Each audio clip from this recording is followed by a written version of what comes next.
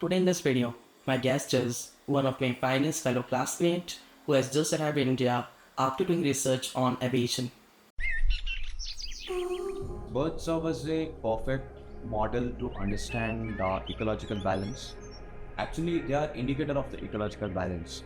So, if in an area, if you see ample amount of birds, and you know what the dynamic of the ecosystem is, you see the ecosystem and you understand how the birds help its growth, how it helps coexist along with the other animals. Hi Aditya, welcome to Subham's Sphere. Hello. You have chosen avian ecology, right? Yeah. Why only birds? Why have you preferred? I will be only focusing in birds. Yeah, because birds serve as a perfect model to understand ecological balance. Mostly, you can study a lot of other. So I did not just directly go into birds. Before birds, I had also worked on squirrels and spiders. Birds is what captured my interest, and I found them to be a perfect model to work on acoustic systems. Because birds generate a lot of sound, and the dynamics of the acoustic environment in birds is far more variable when compared to any other models. So that's the reason I started working on birds. Okay. Do you feel birds usually helps our ecosystem development? Yeah, they do. They do. Birds actually they are indicator of the ecological balance. So when you see birds, they need to coexist along with the humans, not just in the cities or towns. We need to help them conserve in the forested areas as well. So there are few endemic birds in India. Some of the species on which I work on are only found in India in the Western Ghats and high elevation. So, with upcoming habitat fragmentation, like people break down forests and make smaller patches, because of that, the movement ecology of the bird is harmed. And because of that, the birds are actually threatened. So, there are some birds which we need to conserve, or else within the next 20 years, we won't see them at all. I mean, they would go extinct. Okay. Why do you believe bird conservation is important? Yeah, so bird conservation gives you a knowledge of what your community is like, how the forest community is like. So some birds they coexist along with other animals. The same reason why we conserve ecosystem. Birds are a natural indicator of how healthy the ecosystem is. So if in an area, if you see ample amount of birds, and you know what the dynamic of the ecosystem is, then you see the ecosystem and you understand how the birds help its growth, how it helps coexist along with the other animals, and how it helps. My research is mostly on one aspect of the bird ecosystem, which is the sound. Okay. So we see how acoustic communication helps. So in general, the broader idea is how birds uh, help the ecosystem, and why should we conserve birds? Yeah, so if we want to know how the ecosystem is, if it is healthy, then we need to know how the elements of the ecosystem are. Yeah. So birds are one of the bigger elements of the ecosystem. Okay. But usually, as a lay person, we always have a question in our childhood: how do birds communicate? What are the feelings? How do they share between them? As you've been researching about this, what you would like to say about it? So there have been multiple research and there are multiple research thoughts which talk about how birds use. So initially, one of the ideas which we can talk about is birds using letters like humans, say A, B, C. So for them, suppose we say they use notes, different notes, like I can whistle maybe. It's a series of notes. You see, first three notes was different, and the next three notes are different. So the notes and the frequency bands, you can name them as say note A, note B, note C. So the combination of these notes and all show us different patterns.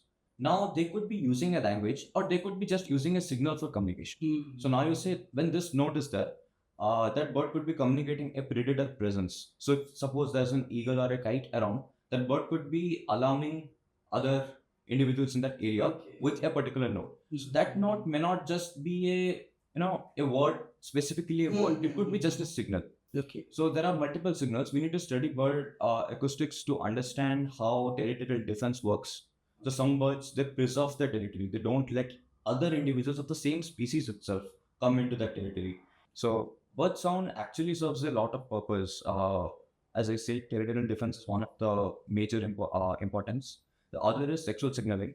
So when we study throughout the year how the bird sounds speak, but which part of the year the bird sounds are more? How do we study those? So we know that there's a reason where they want to do mating and then go for a breeding season. So that season they use the songs as a signal. So the females choose which song is the most complex song and whom should I choose as my mating pair. So that's the reason songs are used for. So to understand the dynamics of the entire ecology, when are they breeding? Are they using songs for breeding? How does the evolution of some particular things happen? Why the evolution of song happened? Why the evolution of certain colors and birds happened?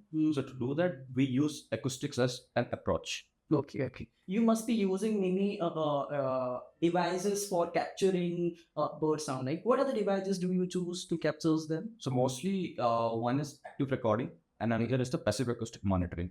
So my study includes both of them. So active recording, we have shotgun microphones. So it's like a one directional microphone. Also, we have parabolic shotgun microphones. So we go around and do opportunistic recording or do playback experiments where we play some other bird's call and see if it's responding. If it's responding, we capture it. So those are how we collect active recordings. And passive acoustic monitoring happens through different recorders like SM4 or audio mods. Those recorders we go out, put in the field, and set a recording schedule. Suppose for my example, for my study, my recording schedule is morning 5 a.m. to evening 7 p.m. I've put it onto the wire and it stays there, keeps recording throughout the year. It goes on. We just have to go in between, change the batteries and come in back. And then once the data is out, we study which part of the time, which part of the year, or which part of the day the bird sings. Okay. So why do government invest in this all research processes like birds? So birds, how do this all projects benefits the government of the country?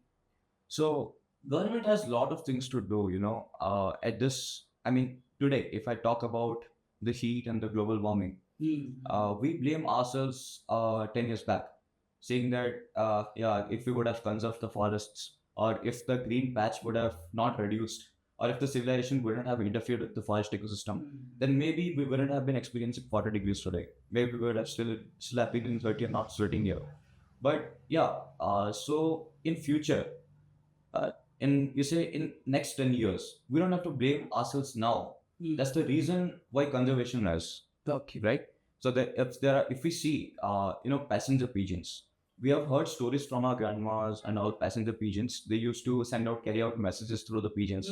Those pigeons are extinct now. They're not there. Yeah. And that's reason of massive illegal hunting and mass killing. And that's the reason the pigeons went extinct. So there are multiple reasons like this which government needs to look into, because government is the one responsible for everything. So yeah, that's the reason government is interested, and they invest into people like us, students like us, so that we can give them answers to the questions which are not answered. So what would you like to say about the intelligence of bird? Yeah, so cognitive intelligence is one of the well-studied research areas. So usually it's a targeted study. Mostly they keep birds in the labs and they give out multiple tasks for the birds to do and see how they do it or not. They give out multiple colors, color choice, object choice, and learning. How do they learn? Vocal learning, mimicry, lot of things. Cognitive intelligence is a vast area, so you cannot really comment on if they are intelligent as a. It would be a vague statement, Yes. right? So studies mostly they do on like parrots or corvids, like crows and all. So they are intelligent, but just saying ki In a different way, like Yeah, in their exactly. ecosystem, they are means for whatever things are needed, they are but they are preparing for it. yeah, they are ready to adapt. Some species are, some species aren't. So when you see some species only exist in a particular temperature range, but some species have that range as a wider range. So they can exist from say minus some degree to plus some degree. But some species they prefer only a certain area. And there are some other species which are not really that affected by range, but they're affected by the elevation. So for some, the minimum lower elevation, the mountain range, they might be starting from 300 meters and going till 1500 meters. And some other birds which are only found above 1400 meters. Okay. So yeah, multiple areas that you can look into. But commenting on cognitive intelligence, it could be in multiple. Okay, it could be a vast theory, right? It's a vast theory. Okay. There are dedicated labs just for cognitive biology. Is it? In which of the places of India could we find those labs? India, I think, I'm not sure exactly because I Okay. don't. If we consider all around the world, There are multiple places in Max Planck University, Germany, where they work on parrots, and there are some places in US as well, which they work on cognitive intelligence.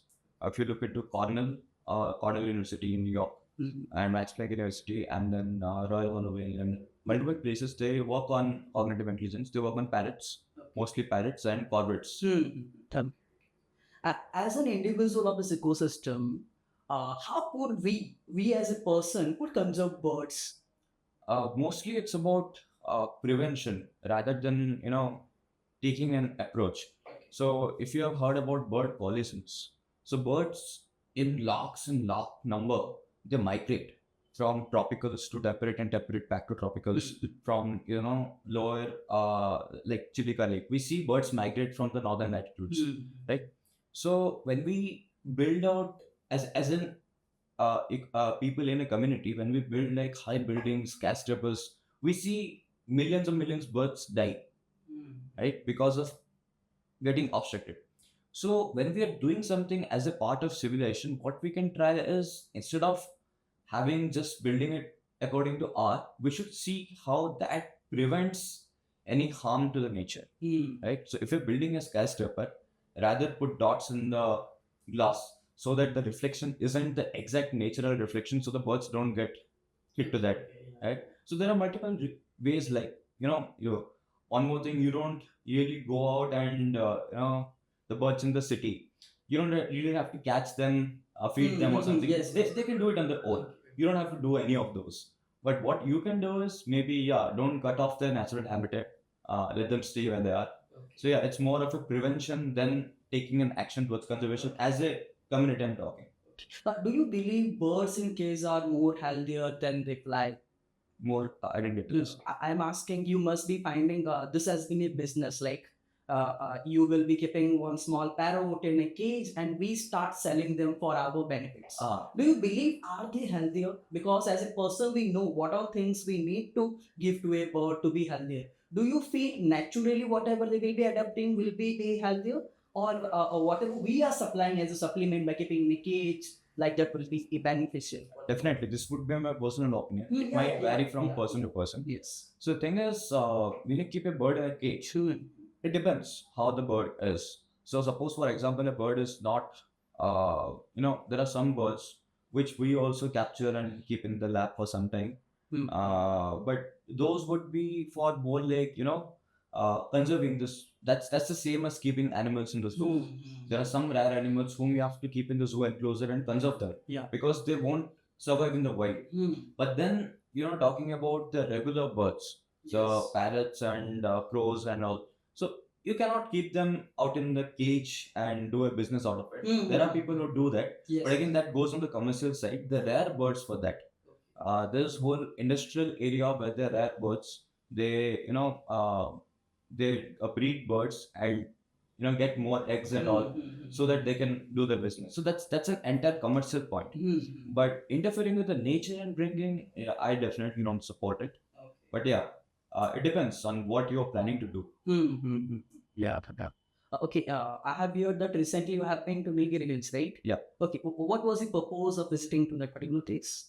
So my research currently, I'm working on a master's thesis, and I'm building an algorithm to automatically detect songs of the birds. So there are two birds, which is called white-billed shoolakili and Nilgiri shoolakili. Okay. So these two birds are found.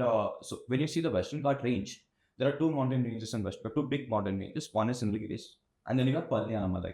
So there's a huge gap in between, like a valley, which is called Palagat Gap.